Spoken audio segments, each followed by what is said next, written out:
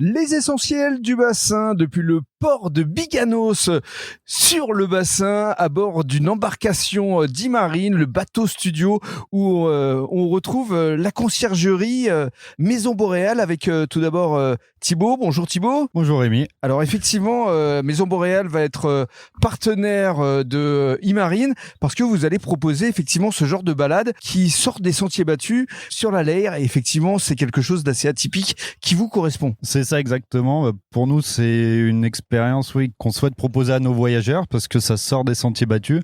Et justement, nous, on est dans une optique de promouvoir tout le territoire et pas uniquement les zones touristiques comme la dune du Pilat, le banc d'Arguin. À travers l'éco-responsabilité. C'est ça, exactement. C'est pour ça que la pinasse de Virgile avec son moteur électrique convient tout à fait.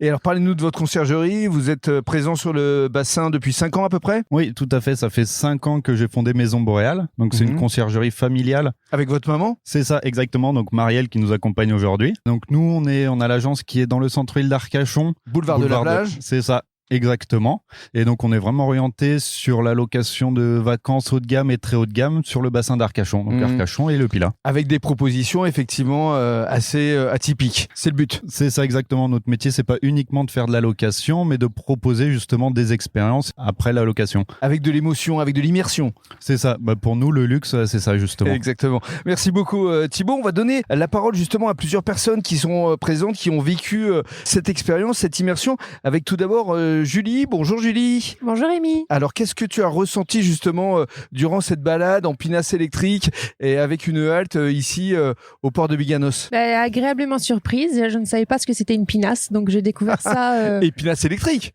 Oui. En plus, pas de bruit, pas d'odeur. Non, et c'est vrai que c'est très agréable parce qu'on peut entendre vraiment la nature et on découvre le bassin d'une autre façon. Très bien. Merci beaucoup Julie. On va donner la parole à Jade qui va nous faire part de son expérience aussi. Bonjour Rémi.